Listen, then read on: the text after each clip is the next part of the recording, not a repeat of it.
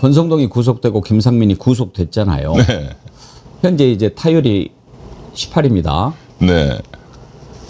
저는 만약에 이번에 조의대 똑바로 해라, 정신 차려라 막 이렇게 안 했어도 이렇게 나왔을까 그런 생각이 들던데 어떻습니까? 아, 그 효과가 상당히 크다고 봅니다. 그렇죠. 네, 판사들도 심리적으로 엄청난 부담을 현재 갖고 있거든요. 제가 현직 판사들 이렇게 통화하거나 만나서 얘기를 들어보면 지금 사법부에 대한 전 국민적인 분노에 대해서 엄청나게 부담을 많이 갖고 있고, 특히 이제 영장 담당 판사들은 그게 더 크겠죠. 그 정리궁 우리 정어리가 궁금해에서 이병철 변호사님 활동하시는 것을 이렇게 소개했지 않습니까? 네. 거기 보니까 이 검사 새끼들 욕을 시원하게 하시던데 네. 그동안 쭉 이렇게 지켜보시면서 검사 새끼들하고 판사 새끼들하고 어떤 놈들이 더 나쁩니까? 사실은 이제 겉보기에 드러나는 나쁜 짓은 검사들이 더 많죠. 예. 왜냐하면 이제 우선 수사를 기소 편의주의, 기소 독점주의 때문에 근데 이게 한 98%의 사건은 법과 정의와 양심에 따라서 합니다. 검사도 판사도. 그리고 또 상당히 공부 잘하는 사람들이 하니까 외국에 비해서도 사건 처리를 잘해요, 빨리. 예. 그런데 중요한 거는 2%. 상대방이 힘 있는 권력자 또는 돈 있는 이쪽은 무조건 저쪽 편 들거든요. 제가 20몇 년 동안 변호사하면서 예외를 한 번도 본 적이 없습니다. 예, 무조건 저쪽 편 들어요. 그러니까 둘 다 비슷한데 예. 검사들은 칼질을 나쁘게 하는 게 눈에 보인다. 판사들은 잘 안 보인다가 차이인 거죠.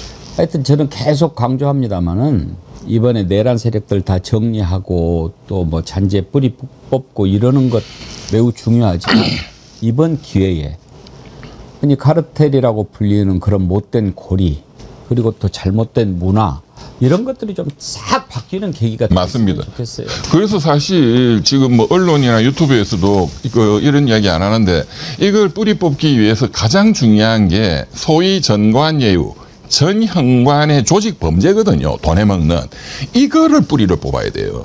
예, 결국 돈 문제이기 때문에. 그 지강헌이라고 유전무죄, 해가지고 네. 유전무죄, 무전유죄 유명한 얘기. 네. 그때가 언제죠? 그 사건이 그게 1980 몇 년도인가? 1988년이네요. 네, 88년. 그러면은 벌써 몇 년 됐습니까 이게? 지금 40년 돼가는데. 네. 사실 그때 지강헌이 유전무죄 얘기하면서 그때 당시에 야 이거 정관예우 없애자라고 얘기를 했는데 그게 지금 40년이 되도록 아직도 그대로 있는 거 아니에요? 맞습니다. 어떻게 보면 더 강화됐죠. 정말. 자, 오늘 이제 오셨으니까 먼저 예언 몇 가지 좀 제가 들어보고 그다음에 진행하죠. 네. 어제 통일교 한학자 총재가 조사 받았습니다. 나가면서도 여전히 내가 왜 그래야 되는데라고 얘기를 하는데 영장 청구할 가능성 어떻게 보십니까? 내일 청구하지 않을까요? 내일. 네, 다시 소환을 안 하고 바로 청구할 거라고 봅니다. 이미 증거가 다 나왔죠. 보고 네. 청구하면 발부될 가능성은 100%죠. 100%. 다음 주 화요일 자정 0시에서 1시 사이. 다음 주 화요일. 네. 이제는 시간까지 그렇게 갑니까? 왜냐하면 3시 사이. 영장 담당 판사가 고민할 게 별로 없어요. 예. 네. 내일 청구해서. 네. 그러면 지난번에 오광수 또 효과가 없는 거죠. 했던 그 친구들 다 불렀는데 이제 못했잖아요. 네, 그 뒤로는 누가 붙었나요? 그거는 좀 모르겠네요. 오. 네. 별로 영향가가 없다고 봐야죠. 그렇게까지 애를 쓰고 지금 원래 사이비 종교는 교주가 날아가면 끝이잖아요. 어떻게 해서든지 방어하려고 하는 것 같은데 네. 그렇다고 순순히 물러서겠습니까? 또 김현장은 안 붙었습니까? 김현장은 이런 사건을 안 맞습니다. 네, 시끄러운 거는.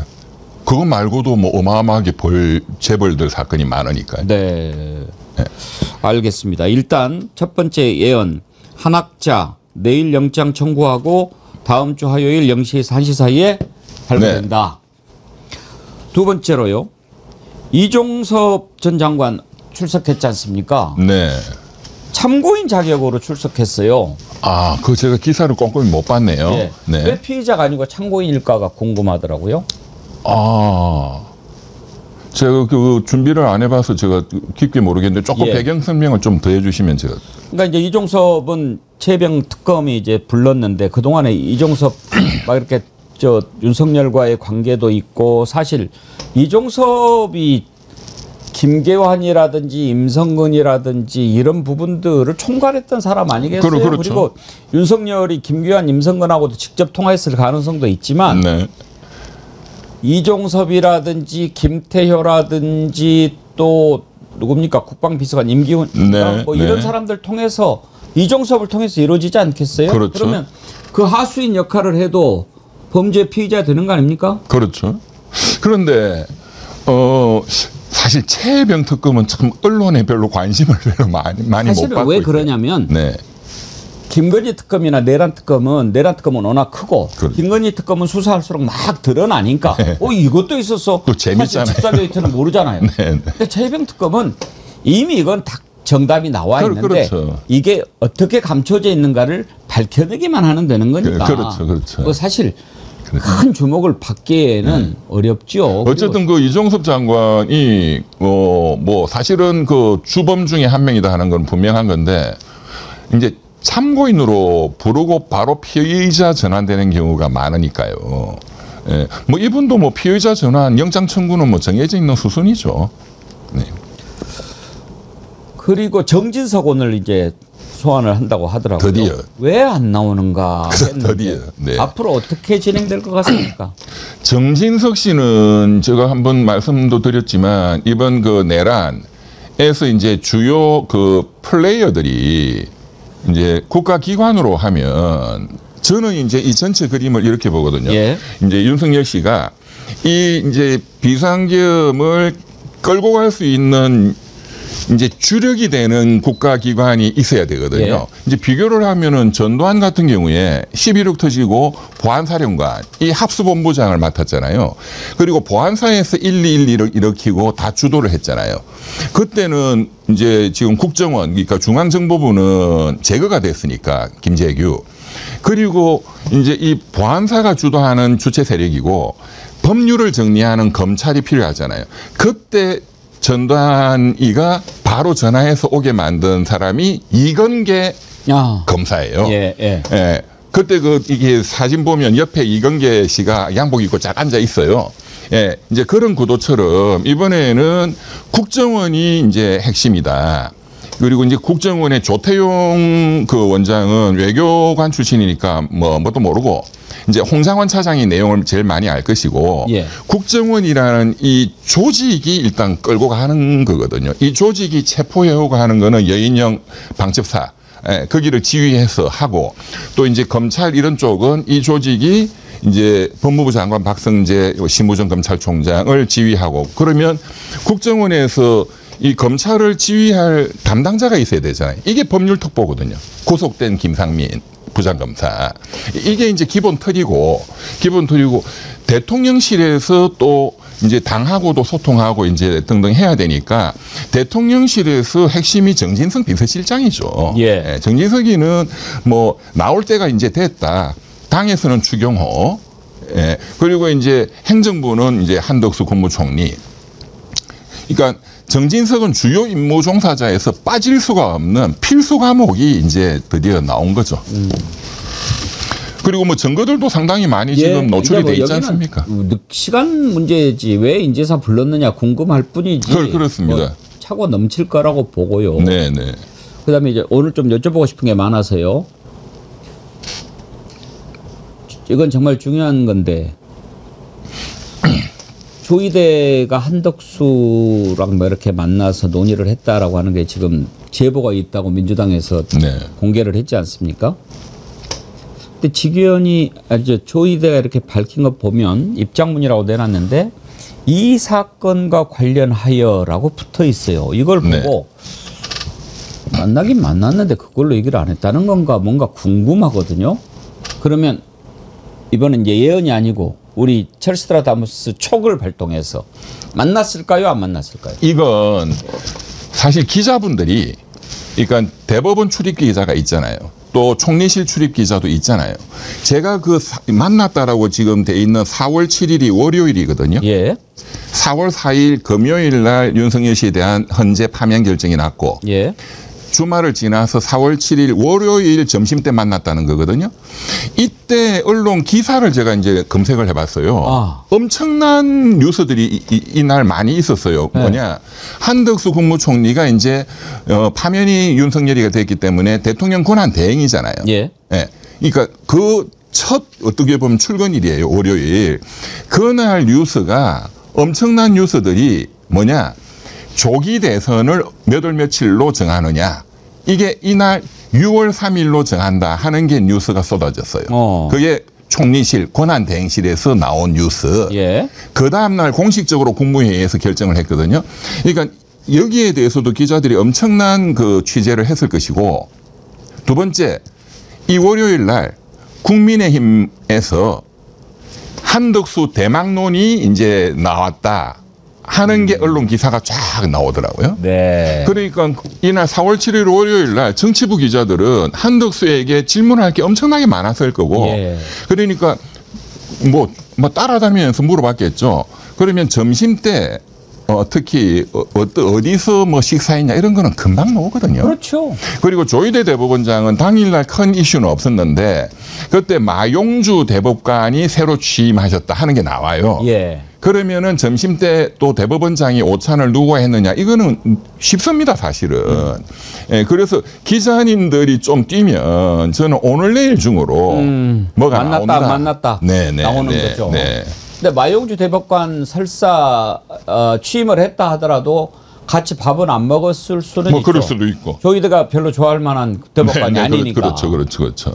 얼마나 극심한 반대를 뚫고 취임을 했습니까? 그런데 지금 조희대 대법원장이나 한덕수 쪽에서 본인들이 뭐 만난 적도 없고 그런 얘기를 한 적이 없다라고 한다면 그날 나는 어떤 오찬을 가졌다 하는 거를 얘기를 하면 되거든요. 알겠습니다. 한번 좀 체크해 보면 좀 밝혀질 수 있겠는데. 예, 기자분들 금방 알 거예요. 예. 방금 속보가 하나 들어왔어요. 법원이 특검 사건 신속 재판 방안을 마련했다. 네. 형사 25부에 법관을 추가했다. 무슨 내용입니까? 추가했다? 예. 지금 빨리빨리 해라. 형사 25부가 지금 25부 지기현입니까? 지기현님이 예, 그렇습니다. 우리는 지금 31부가 32부를 만들어서 전담 재판부를 만들어라. 그렇습니다. 그렇게 이야기하는데 지금 그것은 안 하고 판사가 부족해서 그런가 하고 25부에 법관을 추가하는 걸로 지금 퉁치려고 그러는 겁니까? 그런 것 같은데 근데 추가라는 개념이 뭔지 지금 좀 더 봐야 되겠지만 제가 이것도 몇 달 전부터 말씀을 드려왔는데 본래 이게 이제 대등 재판부로 돼 있었거든요. 예. 그러니까 같은 한 20년 정도 되는 경력. 그런데 지난 2월 달 그 법관 정기 이사 때 그냥 슬그머니 그러니까 대등 재판부를 하면 지기현이가 멋대로 할 수가 없어요. 근데 기존에 있었던 경력 있는 그 분들 두 분을 다른 데로 보내버리고 이분들이 오히려 지기현 씨보다도 기수가 높았거든요. 근데 이분들 날리고 진짜로 15년, 17년 후배를 붙였어요. 현재 있는 좌우배석이 그런 사람들입니다. 네. 그러면 꼼짝도 못하죠, 지기현이한테. 근데 지금도 언론은 대등재판부라고 알고 있는 언론이 대부분입니다. 네. 그러니까 제 느낌에는 뭐 보강했다, 추가했다, 그게 좀 경력 있는 걸로 했다는 뜻인지. 지금 일단 속보로 제목만 떴는데 좀 더 구체적인 내용이 나오면 우리가 변호사님께 좀 여쭤보기로 하고요. 이은주님께서 이런 질문을 주셨어요. 앵커님, 이병철 변호사님께 내란 특검과 김건희 특검에 파견된 검사들이 거의 파업 수준으로 퇴업 중이라고 하던데 특검 속 사정에 대해서 좀 아시는지 여쭤봐 주세요. 그거는 뭐 사실은 한 2주 전부터. 예. 예. 그래서 일부는 돌아갔습니다. 그래요? 이미. 나왔다가? 김건희 특검이 특히 이제 좀 그런 지금 반발이 심한데 내란 특검 포함해서 그래서 일부 검사들 한 2명은 본래 검찰로 나는 돌아갈란다 해서 돌아갔어요 이미. 그리고 지금 제일 중요한 수사를 맡고 있는 통일교 뭐 등등 이 또 권성동 등등 이 이제 여기에 배치된 부장검사급 한 4-5명이 예. 돌아가겠다. 그거는 지금 한 2주 전부터, 그러니까 검찰 폐지 이게 핫 이슈가 되면서 지금 그런 게 사실은 내부에서 굉장히 걱정거리죠.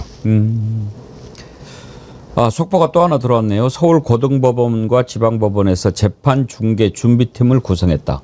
중개 설비 인력 마련했다. 네. 그러니까 이제 중개하라고 그러니까. 그 유화책이죠. 뭐. 그러니까 이 유화책 이거는 보면은 꼼수죠. 네, 짜잔한 거 하고. 네. 그러니까 이렇게 해라라고 하는데 이 정도 하면 안 될까 지금 그러는 그렇죠. 거잖아요. 장난하는 거죠. 장난하는 거죠. 네. 아니 제일 쿨한 거는 지기현이 문제잖아요. 예. 지기현에 대해서 법원행정처가 이미 조사를 끝낸 거는 한참 전이거든요. 그 술 접대라든가. 윤리감사관실에서 한 거. 네네네. 네. 그 공개를 안 하잖아요. 그러니까요. 깨끗했으면 공개했겠지. 그렇겠죠. 네.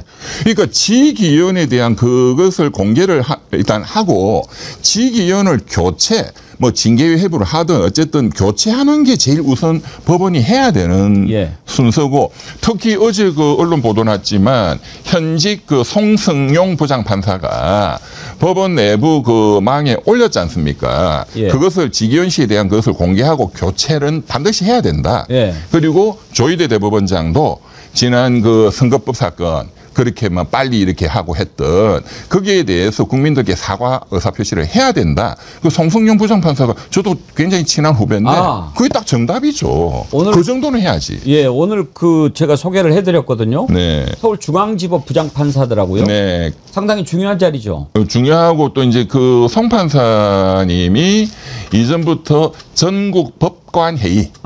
좀 젊은 판사들 중심으로 한 그 상당히 주도 member입니다. 네. 다른 소리를 많이 하는군요. 네, 오랫동안 그렇게 해왔죠. 아까 들어보니까 정말 구구절절히 옳은 얘기 하던데 왜 이런 얘기를 하는 다른 판사들은 없습니까? 그러니까 처음이에요.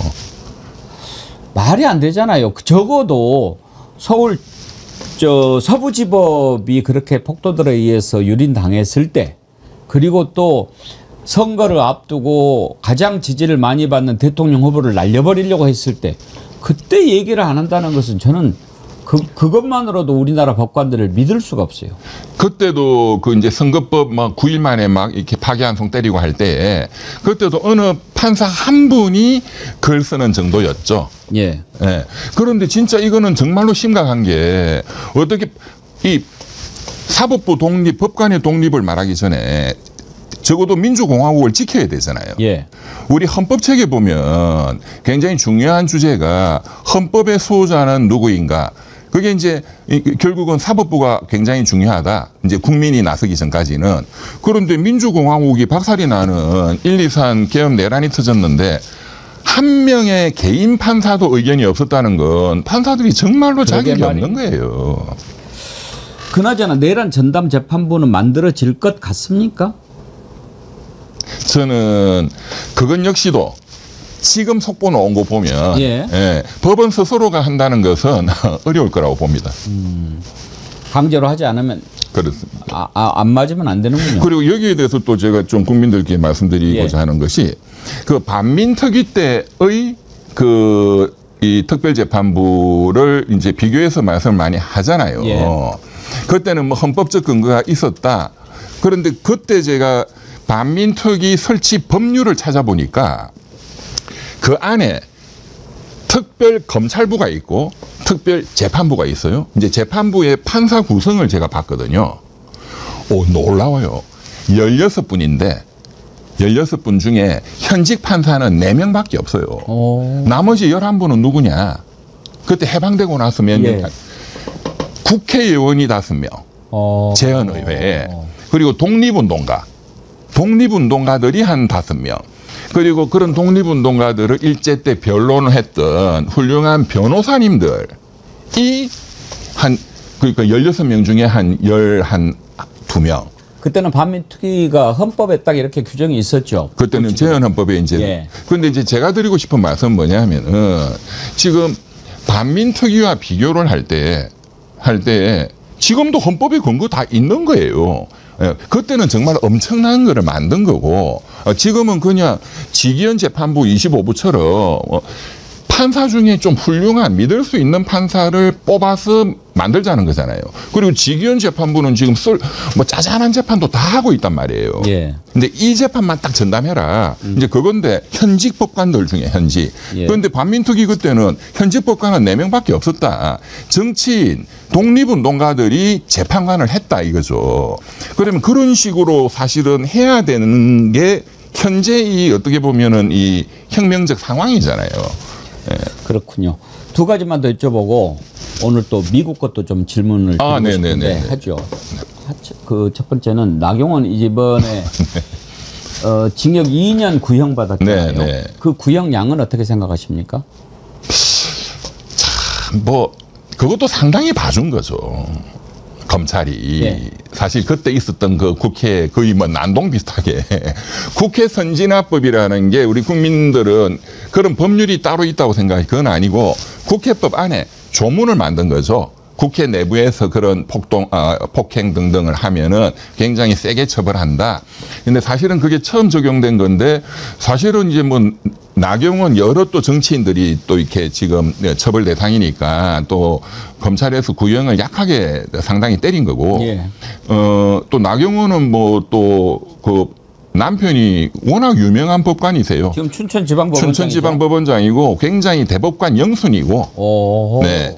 그 2월 달에 춘천지방 이제 법원장으로 이제 드디어 법원장이 됐는데 그전에는 서울고등부장판사였거든요. 서울고등부장판사가 되면은 대법관 후보입니다. 법원장이 되면 100%고 이분은 굉장히 또 이렇게 선두주자거든요.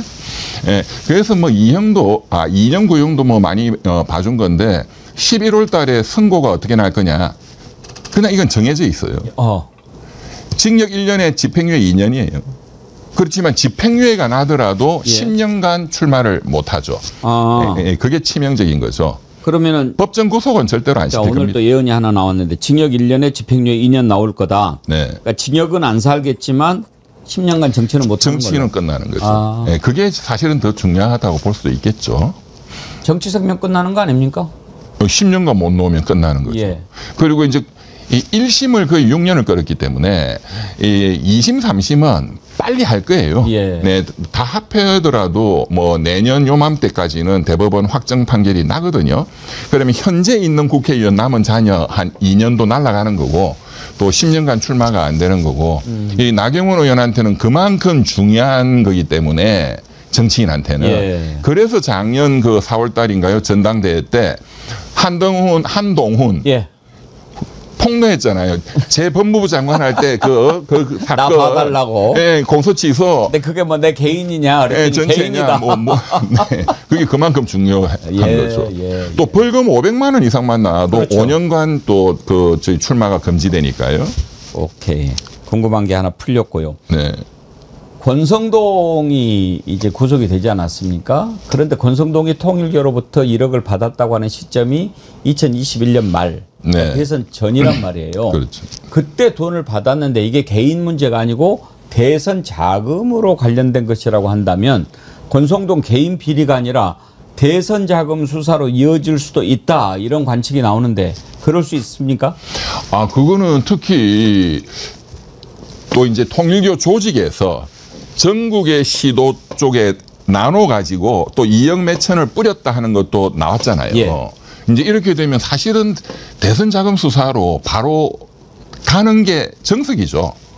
종래에도 다 대선 자금, 옛날에 뭐 차떼기니 뭐니 등등. 예. 그런데 이제 이 대선 자금 수사를 하려면 진짜 또 전문 검사들 인력이 필요하거든요. 예. 그러니까 이제 지금 현재 특검이 그것까지 하기에는 제가 인력이 부족할 것 같아요. 그러나 반드시 그것까지 해야 되는 거죠. 그렇죠. 뭐 고리만 걸어놔도 또 다른 특검 만들어서 파헤치면 되는 거니까요. 그렇습니다. 대선 자금 특검 뭐 이런 거 나오면 되는 거죠. 예.